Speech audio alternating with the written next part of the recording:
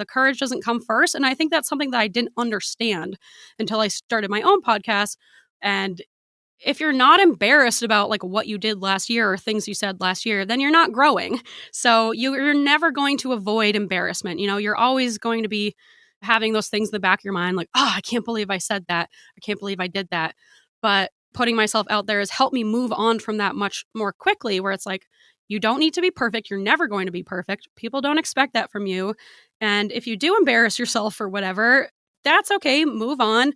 Learn how to just like let it go.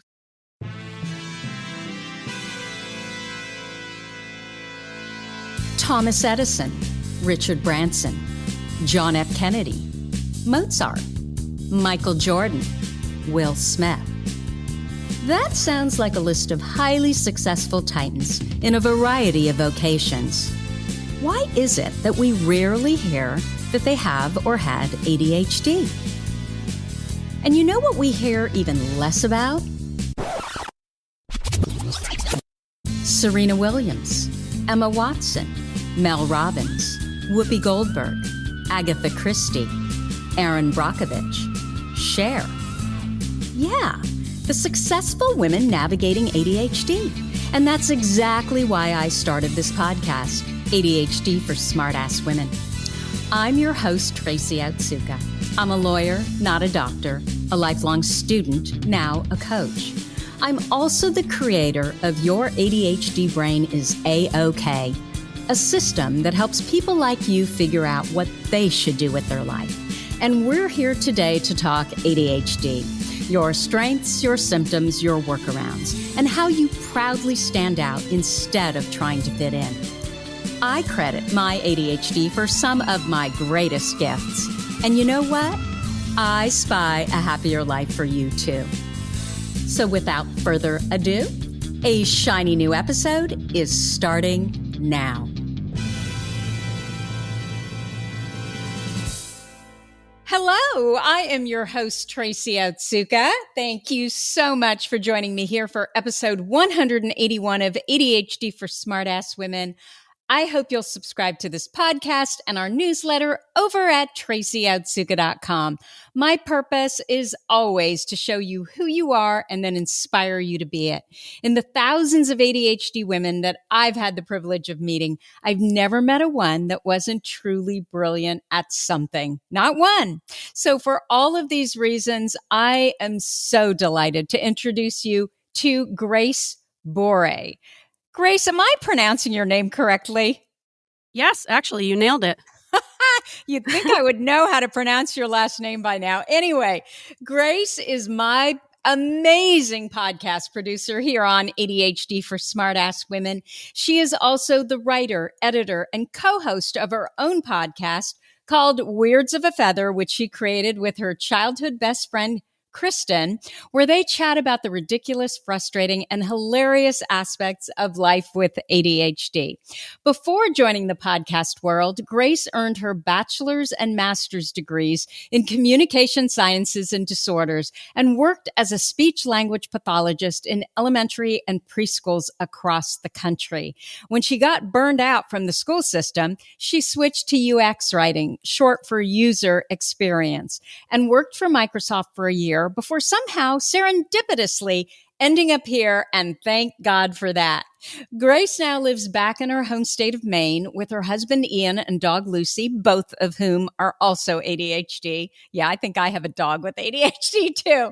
In her free time, she likes to paddleboard, hike, collect animal bones, and make weird art, among many other hobbies. Grace, did I get all that right? Yes, Tracy, you got it. Okay, good.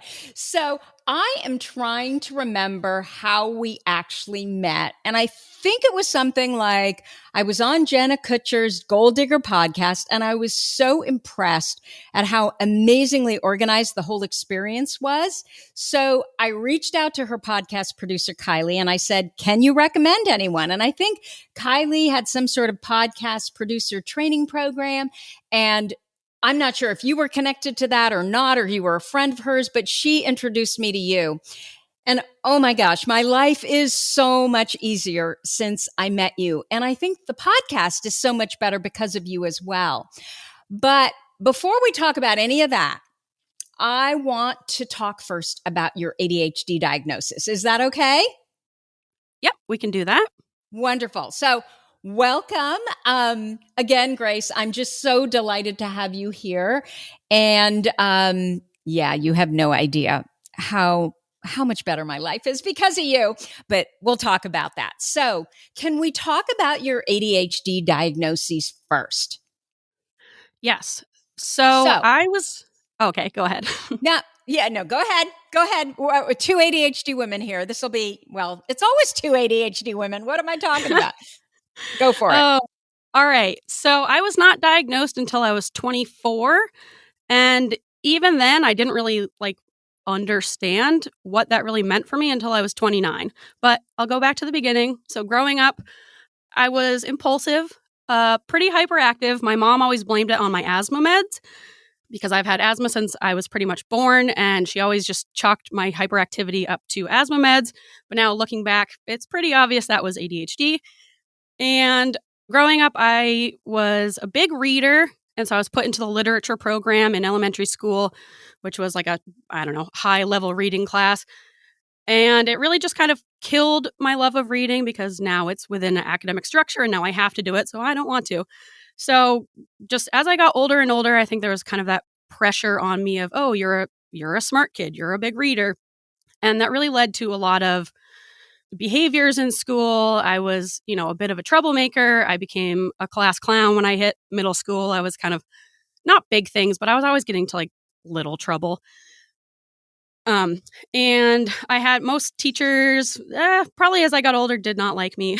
Some did, but most of them did not like me. I was, I had attitude. I was moved down from my soccer team, from the A team to the B team because of my bad attitude. So it was just a lot of little things like that that really just made me not like school and not feel like trying. So I feel like by the time I hit high school. So when you say bad attitude, what did that look like? Well, here's what I remember happening is that I'm pretty naturally athletic. So I was really good at sports when I was a little kid. But I always found practice boring because once I master a skill, okay, I'm ready to move on to the next one. But, with a big team practice, you have to do all the drills. You have to do these things over and over every day. And I just didn't like that. I'm sure part of it was that I was a little cocky and was like, I don't need to practice.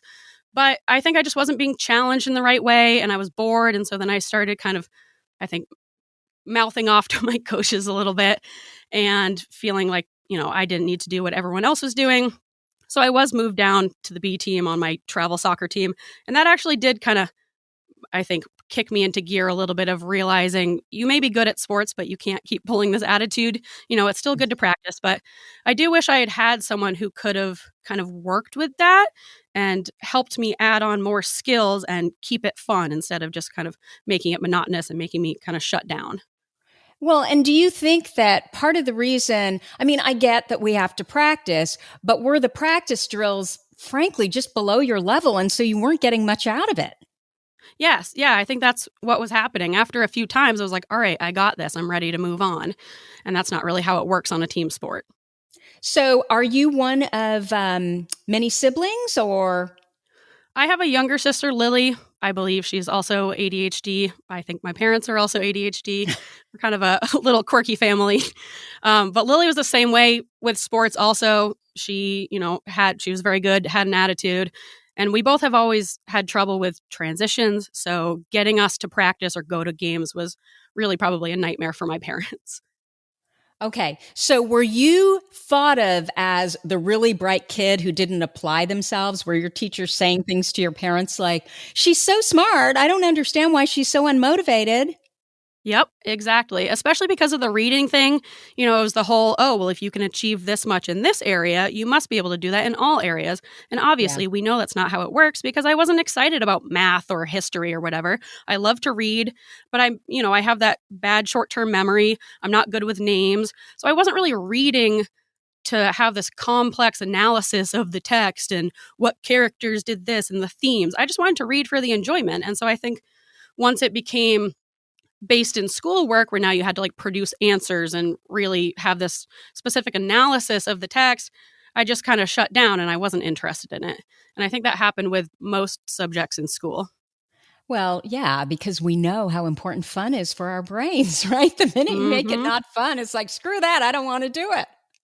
Yep. And that's why I was goofing around in class, because I was just trying to make it fun. I was bored. I was either, felt like I was way ahead of everyone, like, all right, yep, I got this concept, let's move on. Or I was really behind people and I didn't really understand what was going on, but I didn't really know how to ask those questions. And I felt like I shouldn't have to ask the questions because I'm a smart kid, so I should just know this. So I think that led to a lot of my just kind of goofing off and not taking it seriously, partially because I think I was embarrassed that, wait a minute, I'm a smart kid. I should be able to do this in all subjects. So that led to just me not caring as much. That is really interesting. And I can completely relate to that because when you already have this identity and you've bought into it, and then you can't figure things out because it's just not your thing, you really start to question, am I smart at all, right? Am I smart in any subjects? Because why am I so damn inconsistent? Yep. I definitely had that. And that's lasted with me, throughout my whole schooling career. In high school, I didn't really put in much effort. In college, I felt like I didn't put in much effort. And I've always kind of said I felt like I cheated my way through school because I don't know, I feel like I wasn't, and that's probably mostly my mindset of my idea of what productivity looks like, what hard work looks like. I think I was still putting in effort. I got really good grades, so I must have been doing something. But I think my idea of how productive I should be just didn't match up with what I was doing. And so I think I kind of just like skated by because I could. So what did you end up studying when you started college? And was it ultimately with the same major that you graduated college with? So I went into college. I went to the University of Maine in Orono, and I did like this explorations program, which is essentially you're undeclared, because I really had no idea what I wanted to do. Great, actually, for an ADHD brain. Cool. Yeah, it was cool. They offered a bunch of different classes in a bunch of different areas, so I could kind of like check out and see what I was interested in. Then I declared sociology as my major.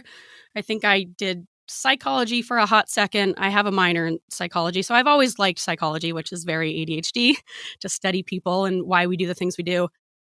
And then I eventually landed on communication sciences and disorders, which is just a fancy way of saying speech language pathology. I've always been good with kids. Kids really like me. I've always loved language and writing. And so I think people were like, well, this could maybe fit you. And I tried it out and I liked it more than like anything else I had done in college thus far. And I went on to get my bachelor's in that. And then I took a couple years off and then I went to grad school for that at the University of Vermont and got my master's. And then I started working as a speech therapist. Can I stop you for a second? Yes. So I'm curious, did you have that normal first year in college where, the wheels came off the cart, or did everything go pretty smoothly? No, definitely the first one. I I think if I was not an undeclared major and I wasn't taking these kind of easier basic, intro courses, I think I would have maybe not failed out, but I would have had a much lower GPA and I would have really, really struggled. I was like, I've always been a big skipper of things, skipping class, skipping work sometimes. I'm just skipping rocks. Yep, I'm just skipping all around. Also the other problem was that one of my childhood best friends, Haley, went to college with me. She was also undeclared. And we now know that she has inattentive type ADHD, which makes so much sense why we were always best friends. But she also didn't want to go to class and was kind of goofing off. We both just didn't have any skills. Like we hadn't really been taught skills. I was really, really skating by in high school. I didn't have any good study skills, any organizational skills. I would do like the bare minimum to get good grades. And so I think when I got to college, we were both like, woo, now we don't have to do anything we don't want to do. Yep. And, no parents. Yep. Like I remember one day, even it was, Maine is so snowy and cold. And we had an 8 a.m. class. We started walking to class. We got about halfway there and we looked at each other. We're like, you want to just go home? And so we just turned around and went back to her dorm room and like got cozy in bed. And I think we watched Seventh Heaven and just didn't go to class. So it was a lot of stuff like that. Yeah. So, okay, I've got this question in the back of my head that I just have to ask you. So why did you not like sociology? Because I would think that'd be a really good ADHD major just because of how I don't know, we love people and the overview and, making those connections and Mm. Yeah, I think I actually really did like sociology. Honestly, I might have even stuck with it if it wasn't for, kind of outside influences asking me, what are you going to do with this? What jobs are available? And it was very much like, this isn't really a career. And I wish I had known what other opportunities there were within sociology. You don't just become a sociologist and now you're just, right. In a lab studying people or whatever. There are lots of different ways that you can apply that to the workforce and do, some really interesting creative jobs. But very I think I just had a very linear idea of, okay, you go to college and then you pick something that will end up in this specific job. And I wasn't really aware of how you could apply that to kind of more interesting niche jobs. Yeah, it's really interesting what you're saying because, my son has a internship in New York in investment banking this summer. He actually just started it this week. And he was saying that in these investment banking houses, it used to be that, you had to be the finance major, you had to have really good grades, you had to come from a really good school. And today, what they're doing is they're giving the potential hires these psychological tests for, to develop like a psychological profile so that they try to match their most successful hires with a psychological profile that I guess is really similar in the interns. And because of that, they are looking for they want majors, that are, really diverse. And he was telling me that one of the popular majors is sociology. And I'm like, really? For investment banking? But it kind of makes sense, right? Yeah. That's interesting. Yeah. Yeah. And I ended up, so I went on to do UX writing for a year and I actually got that position. Well, on top of knowing someone who worked there, I also got that position because it had to do with, they were looking for someone to essentially write natural language generation. So for a website, how can we put this in really natural, easy to understand language? And I was also working with accessibility for people who are blind or low vision. And so it actually really came in handy that although I didn't have any type of degree in UX or, technology, I'm really pretty bad at technology, actually. Even though I worked for Microsoft for a year, they were looking for someone who kind of had more of a background in, language or behavior health or disability and accessibility. And so that really actually surprisingly came in handy for that job. And that's something that I never would have considered could apply to these other fields. Yeah. Okay. So you get this master's degree and then you become a speech language pathologist. So what happened? Were you really excited about that particular career path? Like, did you love studying it? I don't know if I've ever really loved studying anything within an academic setting. I like to follow my own hyper focuses and I'll go down the rabbit hole of reading about things and really obsessing and studying. But when it comes to like the structure of academia, I've always just had that kind of oppositional defiance of like, well, I don't want to do that. So, and also I don't know what it is about speech therapists. I don't think they're neurotypical. I don't know what it is, but most of the women in my class, both undergrad and grad school, they were all extremely type A. They were all, part of every club and they were doing all the stuff for ASHA and they were, I don't know, I just always felt like, how does anyone have time for this? I'm just trying to get myself to like go to class and get the work done. So I think I was happy to have a major that felt like, all right, people respect this and this will lead to a direct job. And I was excited to be able to work with kids and language, but it still definitely wasn't the right fit for me. So I think I was like excited to have something, but it definitely wasn't my ultimate passion. But I also just didn't really realize that at that age. So I was like, all right, this is good enough. And then I took 2 years off and I lived in Boston. I'm surprised I actually went back to grad school because it's really hard for me to get back into doing school because I already don't really want to do school. But I did end up going and getting my master's for it. And that program was really fun. It was small. It was like 14 people. So that was really cool to have this direct relationship with your professors. And my program focused on stuttering. We had like the grandfather of stuttering was one of our professors. And so that was really interesting. I mean, I still just like that psychology of speech therapy when I look back at it. I really liked learning about stuttering and working with autism because I liked that next level. I don't just want to work with kids on how to say their R's or use prepositions. I really like understanding, okay, why is this happening? Why has this person's stutter gotten so severe, or, things like that. And so I think I liked those aspects. And then even then in that program, I still felt like most of the women were just very different from me, or I guess I was different from them.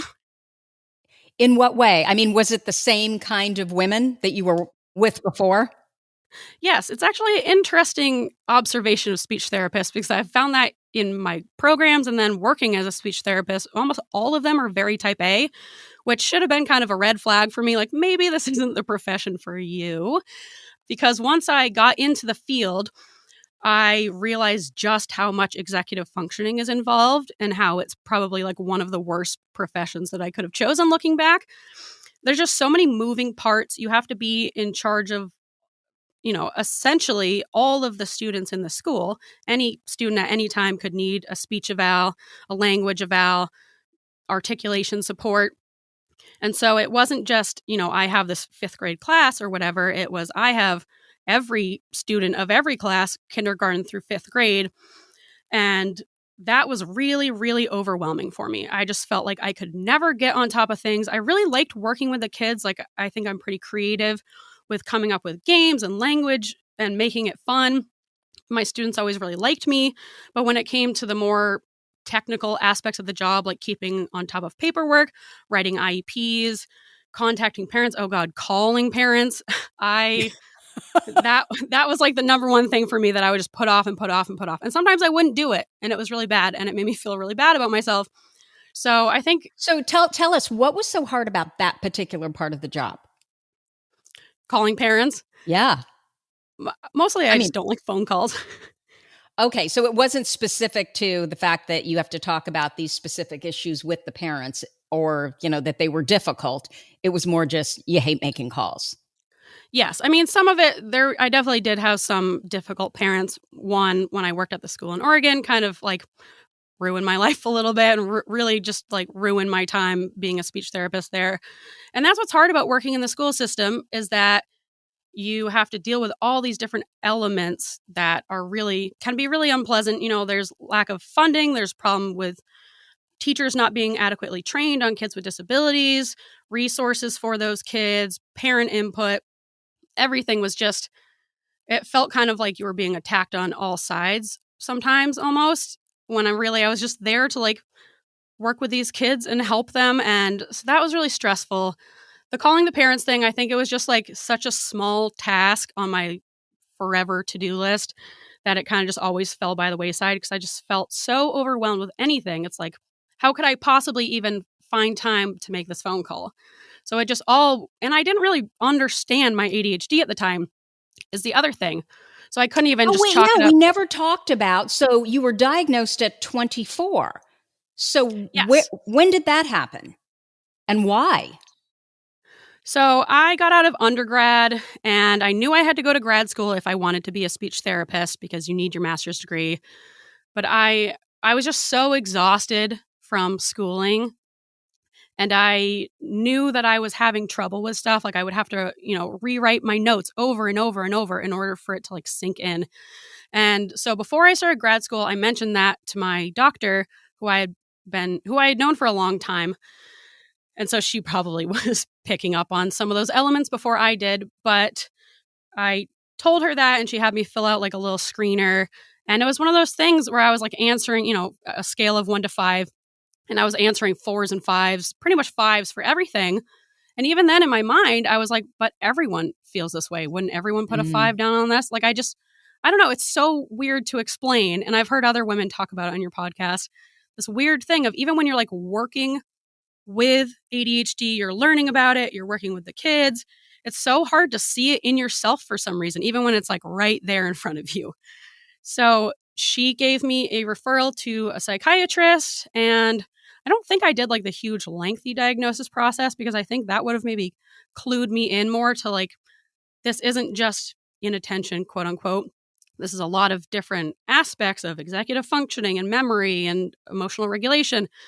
But she gave me a diagnosis I don't know, somewhat quickly. And so I think I was just like, oh, and then she put me on meds. And I think I was like, all right, well, this will hopefully help me for grad school. And that was kind of it. That was like the end of the conversation. So Did I they was work? taking them. They did. Yes, they did. So I was put on Vyvanse and I'm still on Vyvanse. So it definitely helped me get through grad school. But I wasn't taught any skills, which, is very important. You can't just put gas in the car. You also have to know where you're going and how to drive. Yeah. So I think the meds just allowed me to like push through things more, but it still didn't obviously give me any executive functioning skills. So I made it through grad school. I actually got a pretty high GPA and I did pretty well. But the whole time it was just like really, really forcing myself to get things done. I had no time management. So I somehow made it through. And the meds, I don't think I could have done it without the meds, but I do wish I had had that deeper understanding of it's not just medication. There are also like skills and things you can apply to this that will help you use this Absolutely. medication. So you knew you had ADHD. Clearly you were diagnosed. You were on medication, but literally that's all you did. You didn't know anything more about how ADHD showed up in your own brain No, it's so and what weird. to And I do about didn't, it. yeah. And you would think that I would have like kind of gone down that rabbit hole of learning about it and really obsessing about it. But I think the information just wasn't even there. Like I hadn't read anything that really hooked me the way that you see things now, whether it's TikTok or your podcast or, infographics on Instagram where you see something and you're like, wait a minute, and you have that light bulb moment. I think I just wasn't really interacting with anything like that. And so I didn't really question it. I always wondered if I was autistic because, I always had this great relationship with the kids. They always loved me. I just felt like I had this really strong bond with them. So I'd always go back and forth like, am I also autistic? Is that why I'm having this great connection? But looking back, it's because I'm ADHD. And so I think that's why I have a great connection with kids because I'm also neurodivergent. And I also wish I had known that. Yes, because the thing about it is what frustrates me so much is I 100% believe that some of our best educators have ADHD. But the problem is they're in this environment that is so damn linear. Like I'm listening to what you're saying about what you had to deal with. And I can't even imagine not only dealing with the administration, which, honestly, 150 years and they're still doing things the same way. They are in the box for the most part. But then on top of that, I struggled to even be in classes with my kids and their kids and parents. Do you know what I mean? Because you then had parents that, it was just all about the grades and they couldn't see what they were doing to their children with all their demands. And then beyond that, you'd have educators, teachers, right? Who, well, these are the rules and this is how we're going to do it. And there was just no ability to see beyond their myopic lens of how things need to be. And so the frustration of having a parent, and I had two kids, one played by all the rules, valedictorian, top of her class. Thank God she was the first one because I'm not sure I would have had more. But that's not true. That's not true at all. But I remember as a parent looking at all these parents who were struggling with their kids and thinking, oh my gosh, why don't you guys get your crap together? Clearly there's something going on in the family. Now, then I had my son. We raised him the exact same way, pretty much. And everything with him was so much more difficult. And so it was literally a slap in the face because I just assumed that, the reason my daughter was so easy is because we were such amazing parents. It never dawned on me that kids are born the way they are, right? And what you do as a parent, of course, it has impact, but it doesn't have nearly the impact that we want to believe it does as parents. So I can't imagine a more difficult environment to be in where I totally hear what you're saying. You're basically getting it from all sides, especially when you're neurodivergent. And it's sad because I am certain you were an amazing teacher. Honestly, just listening to your podcast and knowing who you are and how, you can be where the kid is. And I think that educators that can do that are the best educators, because isn't really the goal to teach kids to love to learn? Yes, absolutely. I completely agree. And actually, that was something that led to a lot of shame for me when I was a speech therapist, was that I was really bad at like doing things the correct way, quote unquote, and, following the textbook and, following these lesson plans. I never never followed lesson plans. I usually didn't even write lesson plans because nothing ever goes to plan and you can't really prepare for it. And, I'm a very fly by the seat of my pants person.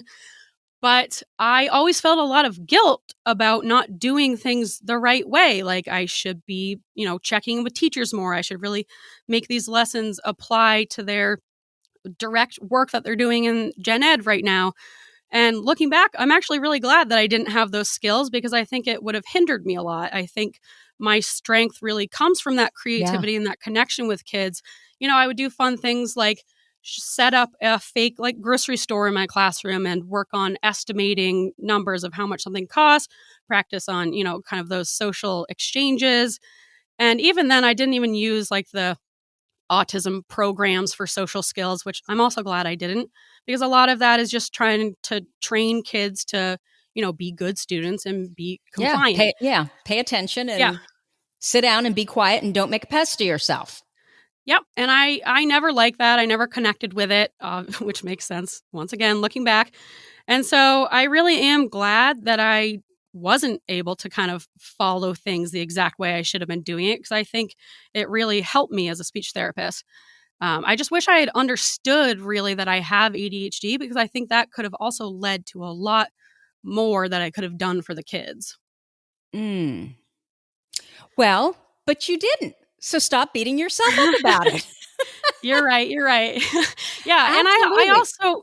I am bummed that I kind of got burnt out of the school system so quickly. I was only in for 4 years, Mm. like I was in prison. I only served 4 years. And I am bummed because I know it sucks when like these amazing teachers are the ones who end up leaving.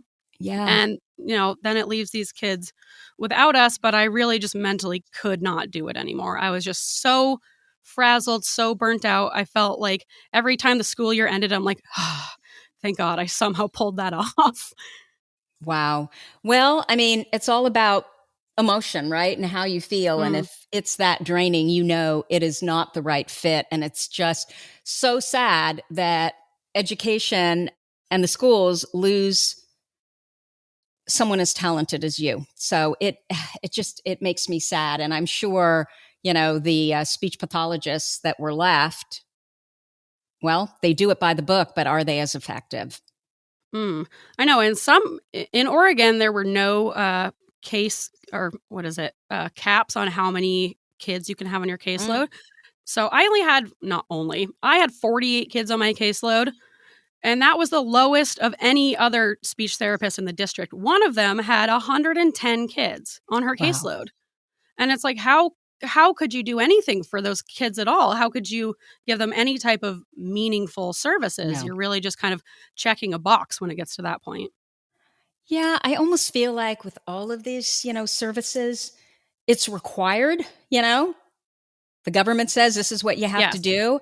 And so, I mean, this has been my experience as a parent because it was all useless as far as I was concerned, just the way it was done. I'm sure it's not always like this at all, but that was my experience. And so it's almost like you said, you just checking the box to say, okay, I did this because we have to do it, rather than, man, I mean, what we are so good at, and I know you definitely are so good at, is creativity.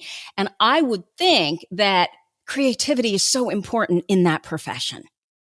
Absolutely, it is. Yeah. So it's really just a bummer that, if anything, I wish the job of speech therapist, one person, aka me, would do kind of the more fun, hands-on stuff of working with the kids, and someone else would just handle all the paperwork, because that And was that's, really obviously where I got caught up. And it just sucks that that was the thing that really kind of killed my spirit, was just how much stuff I had to do every single day. yeah. And I hear that from teachers all the time as well, Mm. that it's the administrative details, making sure, I don't know what you have to like look through the books and whoever's name is on a certain book. And at the end of the year, you have to get all 35 books back. I mean, just like, oh my God, that just sounds like hell. All of those little kinds of details. Yes. Yeah. Being a classroom teacher also to me sounds like hell. As much as being a speech therapist was hard, I also cannot imagine being a classroom teacher. That also just seems so overwhelming. And then even more so, you're getting a lot of input from the parents. So I can't even imagine being in that position. I think I Ugh. would have survived even less time. No. Yeah. And especially if you're a little oppositional, and you Yep. can see, the direction that the parents are pushing their kids in is just, they're basically traumatizing their kids. Yep. We live in an area where, I'm thinking of my daughter's high school, especially where it is just, it's very high income.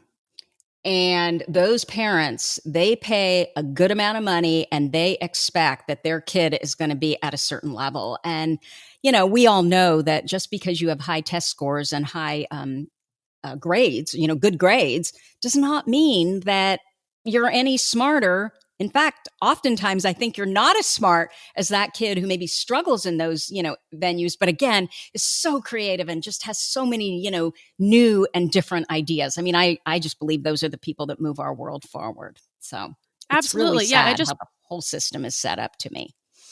Yeah, it just doesn't encourage any analytical thinking, complex Mm-mm. thinking. It's pretty much just, can you follow these rules? And Yeah. I think that hinders, so many children. Yeah. So, okay. So at 24, you were diagnosed and you were just kind of, they gave you medication. That's all you were doing. What happened at 29? So at 29, when you were finally kind of put two and two together, were you already out of the school system? So I kind of found out, I kind of discovered all this ADHD discourse online around the same time that a lot of people did once COVID hit in 2020. I was working at a preschool here in Maine, and that was actually really nice for a bit. It was, much smaller classroom. It was little kids. They all had language delays, developmental delays, and that was really fun. I always say that it kind of like healed my heart a little bit from the school system because the kids were just so sweet, and even Mm. more like it was less paperwork, and even more so I could do much more fun hands-on stuff. So I love that, but even then I was just really getting tired of being a speech therapist. So I kind of discover I had truly, it was like that light bulb moment of like, oh, like I have ADHD. I don't know. It's so weird to explain, but I think I saw something on TikTok, of course, and then I quickly came across your podcast and started, feverishly listening to all your podcasts, and then it really was just clicking, clicking, clicking. And then, because of COVID, I ended up quitting that preschool job. It was the owner wanted to go back during unsafe conditions with these like medically fragile kids, and I just was not having that. Oh, I didn't want to do that. yeah. So I quit, and then the Microsoft thing kind of ended up happening. So I was really understanding ADHD right around the same time that I was starting that UX work. And so that definitely helped me like understand it and go into it with a different attitude than how I had approached work in the past, because I had this, next level of understanding of what I struggle with. And then I was able to put some things in place. I still had a hard time because the work was hard. I was stressed. It was COVID. And so I definitely didn't instantly like develop all these skills. And I still don't have most of those skills, but it at least helped me take the shame out of it and really understand, oh, I do have these strengths and I have these gifts, and maybe I could be the type of person who's like able to do this high level work. So yeah, that definitely changed a lot for me. Anything else that's changed since you were not diagnosed, but basically, really understood the diagnoses? I know I don't know what to refer to it as because I feel like I was diagnosed at Second coming. 29. Yeah. Yeah, I should call it that. Let's see. Well, obviously, so I started my own podcast, but really it just led to this huge spark of wanting to talk about ADHD all the time and really kind of like having fun with it, realizing that most of my friends and family members are also ADHD.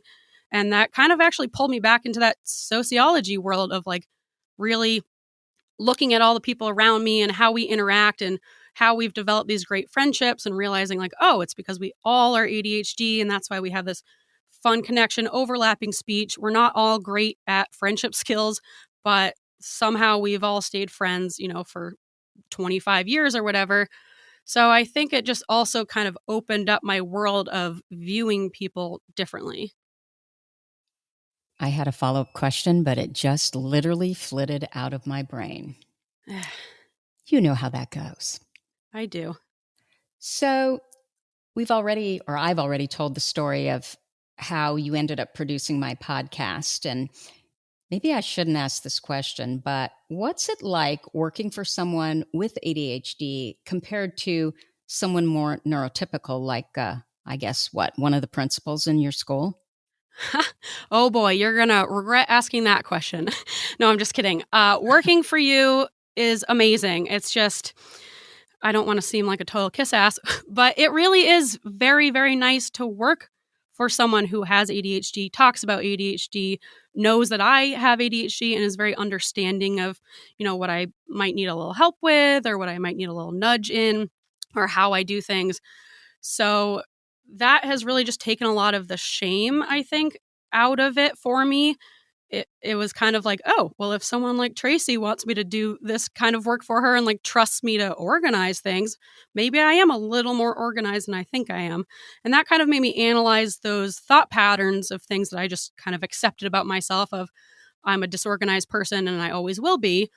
The fact that I'm kind of somehow the organized one has really helped me with changing that thought pattern and has helped me release that shame so I am able to have a clear head and kind of try to put some systems in place for myself as opposed to just like kind of always being super anxious of just trying to catch up. And also Okay. it's just Wait, I want to say something. So you are so smart. You are so creative. You're a fantastic writer. But what I like most is you are completely reliable. So when people say, oh, ADHD people, they're so flaky, they're not good to work with, it's all about them, blah, blah, blah. I get so angry because, and I'll say this is for the most part, everybody with ADHD that I have had the opportunity to work with, has been so interested, invested, and they understand that ultimately they're working a job. So, of course, you got to show up, you got to produce. But I really believe that if you get the right ADHD person who has that interest, right, there is truly no one better than someone with ADHD to work with. And I honestly think I've found the cream of the crop for, this particular, podcast producer job.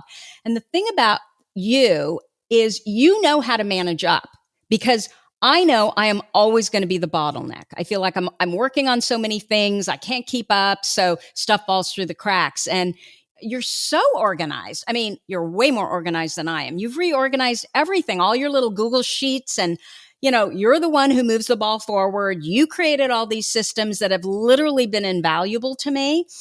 And you come up with ideas, but then you also charge forward in implementing them. So what stresses me out is, when someone's always coming up with ideas, but then they don't ever get implemented. I don't want to just talk about things because then it's in my brain that, oh gosh, that's one other thing I want to do that we didn't get to do. I want to make sure they get implemented. And so if we're just talking, again, it's more stuff out there that I don't want to do, that I want to do. I know I want to do it, but I can't move it forward. And you have this way of reminding me of what you need to get something done, or you just move forward with it and you find what you need and you are never irritating. So you have literally changed my podcast life. And the fact that you ever thought that, I mean, you are just so good. Yeah, you're completely overqualified. Like, well, until you, I Tracy. started prepping for this podcast. Well, okay. Anyway, let me just stop there. Thank you. That means a lot to hear you say all that stuff. And if I had heard you say all of that a year ago, I would have been like, who is she talking about? But really, because I am so interested in this work, I was so excited about your podcast. I was, really, really just trying to take in as much ADHD information as I could. So then to get the opportunity to produce for you was like, the golden ticket. And that interest has really helped me with longevity. I'm usually very bad at longevity with any job, really. The first 4 months are really good and I'm excited about it. And then I inevitably, something happens and then I feel like not putting in the effort that I was, and it kind of just goes downhill. And that's really stressful for me, honestly, is to maintain things long term. I just feel like I'm not good at it. But with this job, I mean, it's been a year and I'm still around. So that's a good sign. But really, I've just kept that excitement for this work for this whole year, which has never happened. Wow. So, yeah. So I'm really thankful to you for taking a chance on me. So it really for you is about interest. Mm-hmm. And Absolutely. I guess I can really relate to what you're saying, especially around the subject of ADHD. And do you think it's because we just have this innate need to understand ourselves? And so when we can do work, like I've done so much work on understanding myself, but I was just thinking the other day, I still feel like there's so much more work to do, right? And it always interests me to learn more about myself and, of course, other people with ADHD. But, it starts with wanting to figure this out for yourself, wanting to figure out your brain. Yes. Yeah. I'm all about trying to figure myself out. I've had to work a lot on controlling myself when I come across someone else with ADHD, or, it's someone in my family who doesn't realize. I have to stop myself from blurting out, "You're ADHD." But to me, it's so obvious. It's so obvious once you see it, and you see kind of those more subtle characteristics that you would never previously identify as ADHD. I see them all so clearly now. And all I want to do is, tell people, or have them, I guess, come across this information and realize for themselves that they have ADHD, because it's been so powerful for me. It's really just changed my entire life. It changed how I interact with myself and how I understand myself. So all I want to do is just let all the ADHDers know that they are ADHD. Exactly. Exactly. And I really believe that, underneath all of this is this need that we have to make the world a better place. To help. I don't know. Once we know, it's like we are on this mission to get out there and make sure other people know too. That ripple effect. Yes, absolutely. Okay, so now I remembered what my other question was when I forgot it. Oh, I don't know, 15 minutes ago. So this is my question. How does it happen that someone who did the kind of work that you did, how is it, and you were diagnosed with ADHD, how is it that you didn't make more of a connection? You weren't able to make more of a connection around ADHD and how it affected you? Because I'm assuming you would get kids with ADHD as well, right? Yes, I definitely worked with other ADHD kids. And you could see how they were behaving. Yes. When you were working with them. Yeah, and I actually did recognize some of their behaviors, in myself as well. So I don't know. I always think about it like, what the hell? It was right there. But I really just think it was that mental barrier of not really evaluating myself, or not really that introspection we struggle with. And until we discover it, I feel like we have trouble with introspection until we discover it. And then it's like, now we're going to have too much introspection. But I think I just wasn't really looking at myself in that way. And I also had just, the outdated idea of ADHD, that it was purely the hyperactivity and inattention, and that was it. Because I was, questioning myself of, am I autistic? Because I did relate to some of the things that my students have, but then other things I didn't relate at all. And so I kind of went back and forth of, no, I don't think that's quite it. But it wasn't really, all right, then let's look at ADHD. It was like, I don't know, in my brain, it was like either you're neurotypical or you're autistic. And I didn't really realize there was this other category of ADHD that was so much more than just what it looks like on the surface.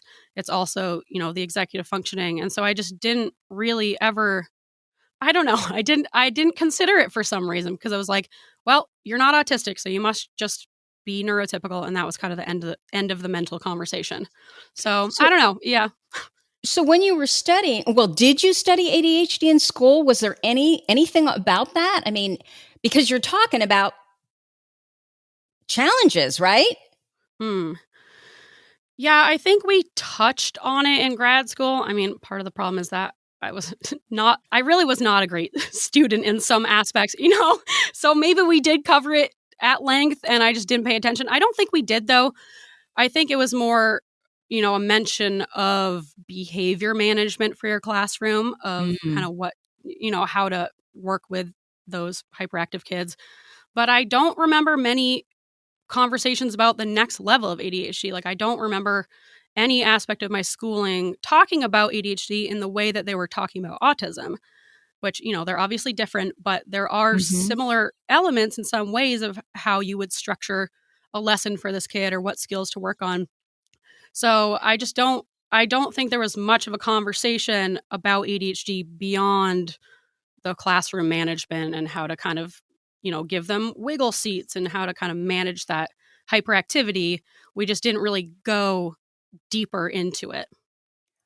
That's interesting. So it was the outward effects of the behavior versus what was going on with them inside, trying to understand someone with ADHD and why they do what they do. Yes. And it's a bummer because I feel like if they had played, one episode of your podcast, then I would have made that connection, because I really did make it so fast once I was shown those other elements of ADHD that aren't really talked about. I really had a very quick connection of like, oh, that's what's happening. But I was never really shown any of that, and I didn't really know to go seek it out. So yeah, I don't know. But I'm glad I finally discovered it. Yeah, well, I'm glad you finally discovered it too, because if you hadn't, I wouldn't know you. I know, and I'd probably still be trying to be a speech therapist and having a terrible time. Yeah. So, Grace, until I started prepping for this podcast, I did not even know you had a podcast. Did you tell me about this? Speaking of shame. I think I told you about it back in October when we started it. It was just a quick Voxer message. My mom had me all nervous that like, oh, well, you're starting a podcast and make sure you tell Tracy and make sure it's okay. So the fact that you didn't even remember me telling you is actually nice, because she just had me all worried about it. I'm like, Mom, trust me, I'm not any type of competition for Tracy. Oh, no, She's not going to be worried. Oh my gosh, because part of the deal with us is we have to be able to do what we really want to do, right? We can't let other people stop us or make us question. We just got to do it. And I felt bad because, so I told Grace that I didn't know she had this podcast. I didn't know it was on ADHD. And so I listened to a bunch of the episodes. And the thing is, I was only planning on listening to like one or two, right? Like the beginning one and then something, just so I'd know, because I feel like I have to do that. But the fact that you work for me and I didn't know that, I was like, oh my gosh, you don't listen. Tracy, you don't listen. And I started listening to it, and it is so adorable. You guys are, well, and I've said this to you before, Grace. So Grace sent me we were talking about, she said, I think that you need to do some sort of like advertising on your podcast, because for those who don't know, it is so much work and it is really expensive. And, when you're doing everything, it's all you have time to do. And it could be so much better if we had more help. So she was saying, I think that we should do some sort of advertising on it. And my thing was like, well, I can't do any advertising if it's not something I really, really believe in. And so we've been going back and forth about this. And Grace said, well, I do these. She kept saying, I do these. What do you call them? Fake commercials? Yeah, I call them fake commercials. And I'm like, what is she talking about? And so she sent me to, and it took me probably a week to finally even figure out what it is and to listen to it. But I was just dying. It is so funny. Okay, I'm going to play it right now. Have you accidentally shared some of your best inventions on a podcast because you insist on telling strangers your every waking thought, and now someone with a little bit of dopamine has turned that idea into a legitimate business plan and you feel you deserve a cut of the profits based on absolutely nothing? Hi, I'm Jessica Campleshires. And I'm her sons. Just because you had no intention of ever following through on those ideas does not mean you are not entitled to compensation. Here at Cample Shirts and Sons, we believe that thinking up half-baked ideas and vague concepts is just as hard as planning, starting, and running a successful business. And we will manipulate the justice system in any way we can to prove it in a court of law. In fact, we are so confident that if we don't get you at least 50% of that business, well, that is on you because we tried our best. contact the pod offices of Campbell and Sons today, where my boys and I will fight for you the way we had to fight that raccoon at the water park after it got into my cousin's angel dust. Remember that, boys? Call us now. Holy hell. So she sends me this little audio clip, and I'm like, what are you doing? But now that I listen to the podcast is basically like that, right? It's just the two of you. And the relationship that you have with Kristen. Well, first of all, I want to say that listening to the podcast and listening to how you two go back and forth and relate to each other really gives a good glimpse into how we talk as ADHD people, where you're just going in and out and bouncing off of each other, and you both are so funny. And I don't know how much editing you do, but it's almost like neither one of you ever misses a clip. It is so cute. You guys remind me of a cross between Zooey Deschanel, which is probably you and your voice, and then who is that actor? She's a comedian. The one who, I don't know, had that Donald Trump's bloody head and she got canceled. Is that Kathy Griffin? Kathy Griffin. And it's just, you have the cutest relationship because you understand each other. You're allowed to talk all over each other, but you do it in a way that's so funny. And it was just charming. And I want to know, like, what made you decide to do this? Oh, well, thank you. That means a lot to have you say that because it's really, it's so ridiculous. Our podcast is just really absurd, as you can tell by that clip. Kristen and I have been best friends and neighbors since we were, little kids. We grew up next door to each other. So we've known each other since we were about 4. We went to college together. I moved to Oregon and then she moved to Washington. And then now we're both back here. And we've always had this really fun goober relationship. And she has been even more than me. She's always been like very obviously ADHD, but it was one of those things where everyone just said it like, oh, Kristen, she's ADHD. But no one took the next step of like, maybe we should look into that and do something. So we've kind of always been these two little weirdos together. And then once I realized I was ADHD, I was like, obviously, Kristen is ADHD. And we just had these great conversations about it. She was also learning so much about it. And I've always been really into podcasting. I love listening to podcasts. I listen to, true crime and comedy podcasts. And I also just really liked having these conversations with people. And I found it really important to kind of talk about just day-to-day life with ADHD. There's so many podcasts out there like yours and many others, not saying you're all the same, but it's about teaching about these things and, getting advice and kind of hearing how people have done these amazing things as ADHDers. We kind of wanted to talk about just the more ridiculous little things that kind of pop up in our lives that, whether it's like little quirks, quote unquote, that we have, that we call them, or just kind of shitty little things that we've done throughout our lives. Just these little fun elements of ADHD and like kind of building this community that there aren't as many places for. So I think we just realized like, oh, we have a lot of fun with this. Let's just try it out. So I have learned how to do pretty much everything. Kristen is a surgical PA, physician's associate. So she does surgery, and she, is very busy and important. So I said I would kind of learn how to do everything, and she just has to show up and, we collaborate on things, but it's mostly me doing all the editing and producing. And I do edit quite a bit, like sometimes too much, where my perfectionism takes over and I need to like step back from it. But I really have learned so much about every aspect of podcasting since I started it. And it's just so much fun. We record every Monday. She comes down to my house and kind of just have this full day. And we have guests on sometimes. We've, so far had on a few of our friends who are also ADHD.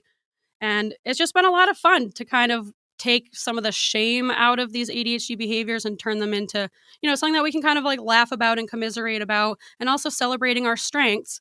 We do something called Little Accomplishments, where we celebrate those littler things that you wouldn't necessarily think of as accomplishments we just really like to associate dopamine with those things and let other ADHD listeners know that your idea of productivity or achievement can be totally different from what you think it has to be.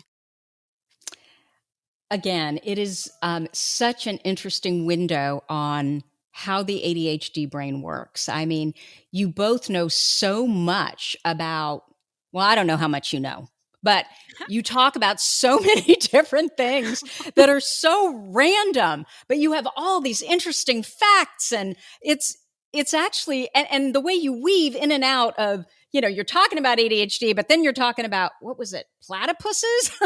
Yep. But then you give all these interesting facts on platypuses. And I mean, the way you move in and out is really charming. And all I can say is that you are both so lucky to have the relationship that you have, where since you were 5 years old, you had someone who you could totally be yourself with, and you understand each other. Absolutely. Yeah. I think that really changed everything for me growing up. I had Kristen, and then I actually have a good group of friends growing up that all, I think most of them are the ones I'm still super close with, all have ADHD. And so while many of us struggle with those friendship skills a lot of the times, I actually think I was kind of saved from that because all of my friends were also ADHD. And so it wasn't like this glaring, obvious, lack of being able to keep up with friends or whatever, because we all kind of fall off the grid and forget to text each other back and pop up, a month later, and it's like nothing ever happened. So I think that really was kind of my saving grace growing up, is having this really nice group of really weird friends that I never really felt like I was, super different from people socially. I knew I was, but I always had this like comfort group, and that was really nice. And we kind of all have this nonlinear thinking, the overlapping speech. I just love that. I love having overlapping speech. I love kind of, like you said, weaving in the conversation and jumping in with whatever pops into your mind. And that's why we call it an ADHD adjacent podcast. We didn't want to set ourselves up with like someone coming to the podcast thinking that they're going to just learn strictly ADHD information. We really wanted it to be not just about ADHD, but also about us as two people who have ADHD and what that looks like and kind of how our minds work. And yeah, I feel like it's a really good example of how ADHD shows up in people. Yeah. Yeah. No, I thought it was, I thought it was so charming. And you guys are really funny. I mean, you should take this show on the road. Yeah, we've talked about actually if we were to do a live performance. So right now, we call it our pod loft, but it's really 3 felt curtains in my parents' basement. We kind of have a little song about 3 felt curtains in my parents' basement, but we've created this little like pod studio in the basement, and we have, our 3 felt curtains are orange, yellow, and magenta. And we've talked about if we ever did do our podcast live, that would be kind of our setup for us on the stage behind us would be our 3 felt curtains. So we felt kind of like we were here home in the pod loft. So what surprised you most about starting your own podcast? Because I mean, clearly you had been intimately involved with mine, so you knew something before you started. And maybe did you have podcasts before? No, I had never done anything with podcasting before. So, I'm like a really hardcore listener of podcasts, but I had never done it before. Kylie's one of my close friends from college. So when you reached out to her asking her about, someone to help you manage your podcast, she and I collaborated with that. She has her own podcast also, Dark Down East. It's like a Maine true crime podcast, and she's not ADHD. So she is very, very good at, designing these courses and coming up with this whole, system of organization. So she kind of helped me learn how she does things, but also with the room for me to make it flexible and turn it into what you and I really needed to do, because her system is not going to work for you or for me. Mm-hmm. So that was a really good starting point to have her structure and then be able to kind of turn it into more of what we needed. Like, for example, Jenna Kushner, who Kylie produces for, she does 6 interviews in a day. And that is, I don't know how totally she does that. Unsustainable. I have no idea. I can't even fathom it. So that definitely gave me a good solid foundation of like understanding kind of the ins and outs of how the production side of things works. But then when I started my own, I realized just how much work it is and also how exhausting it is. Even just with, me and Kristen goofing around, it's not nearly as like serious as yours, or we don't really have to, prepare as much as yours. And even then, even just us being goobers is so draining. And so I don't even know how you do, I'm sorry I ever scheduled 2 interviews for you in one day, because it really is. You wouldn't think it. It's so much work. And also then the editing side of things, I knew I had some problems with perfectionism and kind of, worrying about putting myself out there. I've always liked comedy and I've always kind of been funny, I guess. Feels weird to say that about myself. But I never really had the guts to kind of try to take it to the next level, put myself out there, have people hearing me. I just really didn't even like to hear my own voice recorded. And now I couldn't care less, So that has really been so helpful to help me get over myself, I think. Just do it. At least you're doing something. And I always say you can't be embarrassed if you're not embarrassed. So I've really worked hard and I've learned so much about stop taking yourself so seriously. And maybe you can do something with comedy. Maybe you can be funny. And so, that I really just have learned so much about myself, so much about, I've never worked so hard for anything in my life, like truly at all, not even close. I've never been so motivated to do something on my own. And I've never been such a big self-starter as I am with the podcast. So that really has also given me a lot of confidence in myself and has helped me see myself as, someone who is creative and someone who can do this kind of work. And what you're saying too is that, and I think this is pretty much all of us with ADHD, we are not meant to fit in, but we spend our entire life trying to do that. And then we wonder why we're miserable. No, we need to stand out, because when you get yourself to stand out, it really builds courage. You don't start with the courage. You have to do the scary thing. And that's what creates the courage. And so next time you can do even more. I also think that you're not just funny, you're actually clever, which is, that's so much better than funny. You're really talented, Grace, honestly. Thank you. Thank you. That means a lot. Yeah, I do feel like I've kind of expanded my ability to write with more of a comedy style. I write the show notes for the podcast and I spend hours and hours on them because I'm, just need to get the wording exactly right. But I love it. And I didn't really realize just how much I would love something like that.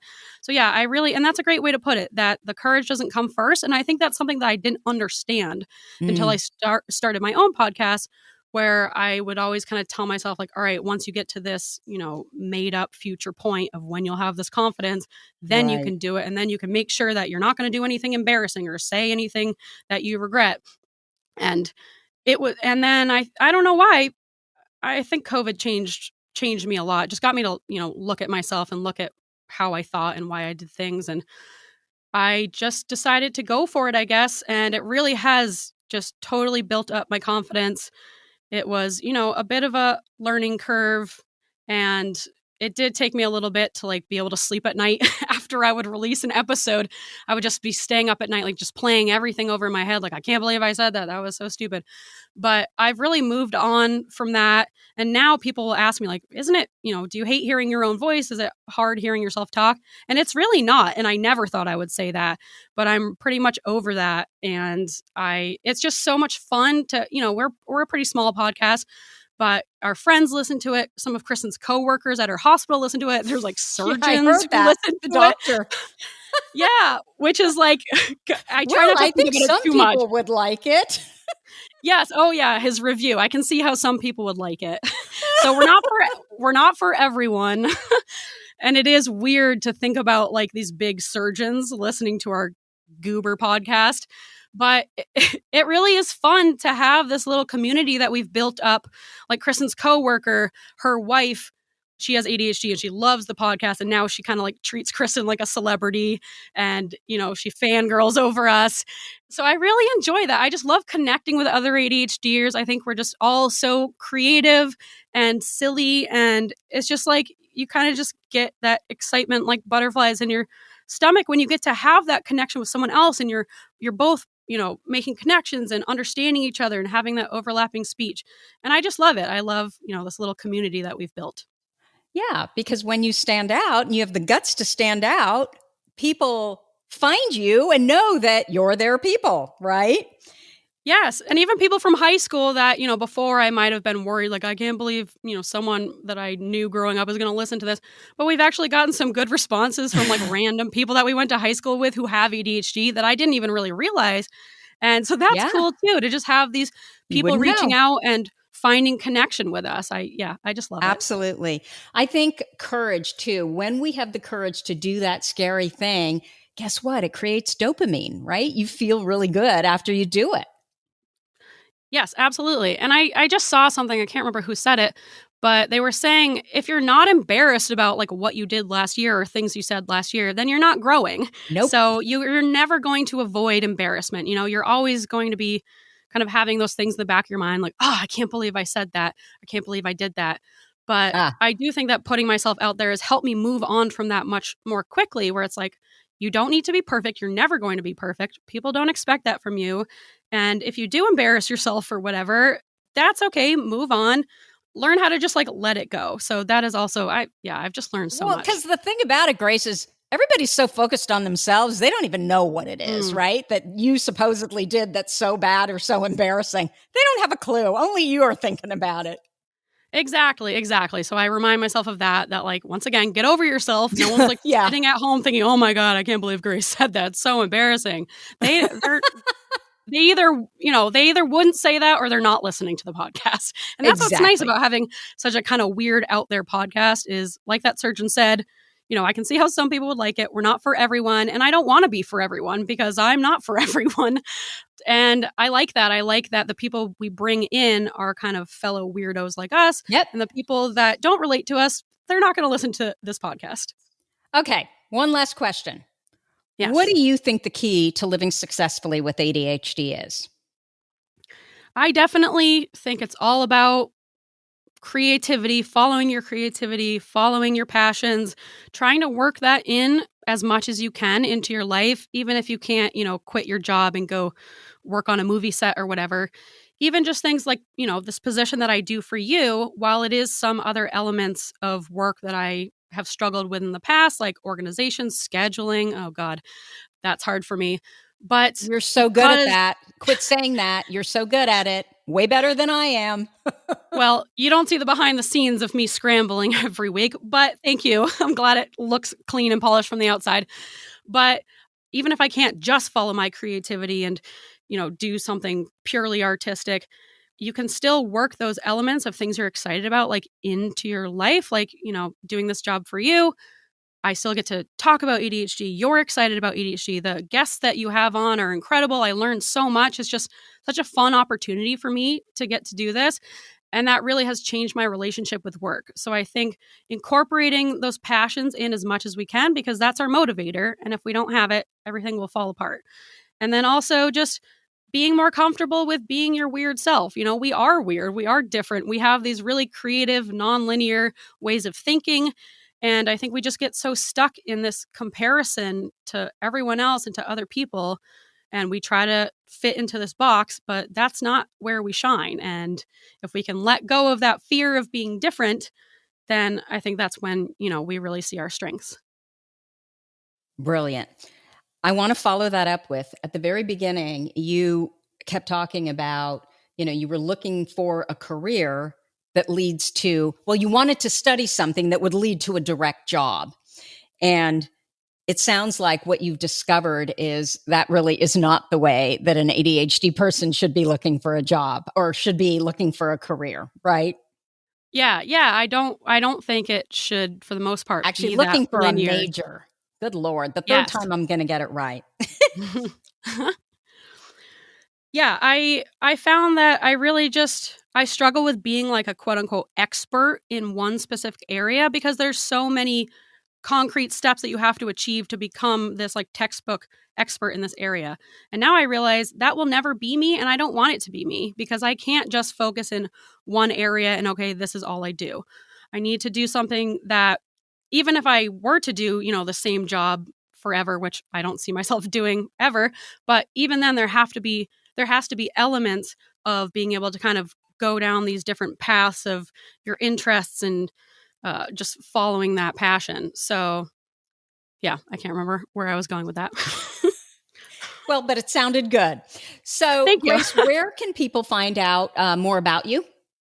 So you can check out my personal Instagram. It's at Grace Minna, Minna. It's my middle name. And then you can also check out Weirds of a Feather. We're on Instagram at Weirds of a Feather. We, do weekly polls. We do weird posts. You can listen to us on all the podcast platforms. And then I was going to start a Facebook page prior to this interview so I could put that in the show notes, but I did not get around to it. But fingers crossed, hopefully by the time this episode comes out, you can find us on Facebook at Weirds of a Feather. I'm guessing that name has not been taken yet, hopefully. I can't imagine it would. Okay, so this is all going to be in the show notes. Yes. So, Grace, thank you so much for spending time with us here today. It has been an absolute delight. Oh, and you know what, Grace? So you've been working with me for a year. This is the kind of the kind of boss I am. I didn't even realize that. So, Grace, I think you need a raise. All right. I mean, I'm not going to argue with that. Glad I brought it to your attention. Yeah, me too. So, again, thank you so much for spending time with us here today. It was such a delight. And we're going to, what is it called? Lead out? Is that what it's called? We're going to lead out with your intro to your podcast, which is so cute with the little ukulele. Is it a ukulele? Song? Yep. Yeah, that's my dad playing the ukulele. It's so cute. So we're going to lead out with that little ditty, which I guess is the intro to your podcast. Yes. Thank you so much for having me on, Tracy. It's so fun to finally get to be on this side of things for your podcast. And this has just been, a dream, a delight. So thank you. Absolutely. They said that we'd grow out of it. Well, the joke's on them, that's just our brains. We're eccentric, loud, and stubborn. And most of our clothing is covered in stains. It's not a deficit of attention. There's just too much to think about. So if executive dysfunction becomes a little too much, if you forgot why you came in this room, or you're hypersensitive to touch, then put on your seamless socks and come join our little flock. Bitches stimming together, we're weirds of a feather. Weirds of a feather. Caw-caw! So, that's what I have for you for this week. If you like this episode with Grace, please let us know by leaving a review. Our goal is to change the conversation around ADHD, helping as many women as we possibly can learn how their ADHD brains work so that they too may discover their amazing strengths. And you know what? Your reviews really do help in that regard. As always, you're listening to ADHD for Smartass Women. Come join me over at tracyotsuka.com. Thank you so much for listening, and I'll see you here next week. You've been listening to the ADHD for Smartass Women podcast. I'm your host, Tracy Otsuka, and we're available on iTunes, Stitcher, Spotify, and Google Podcasts. Not coincidentally, ADHD for Smartass Women, it's also the name of our free Facebook group. We're a totally smartass community of successful, ambitious women who share our ADHD wins, questions, and workarounds. Join us at tracyotsuka.com, where you can also find more information on our Your ADHD Brain is A-OK system. I spy a happier life for us, and I'll see you again next week.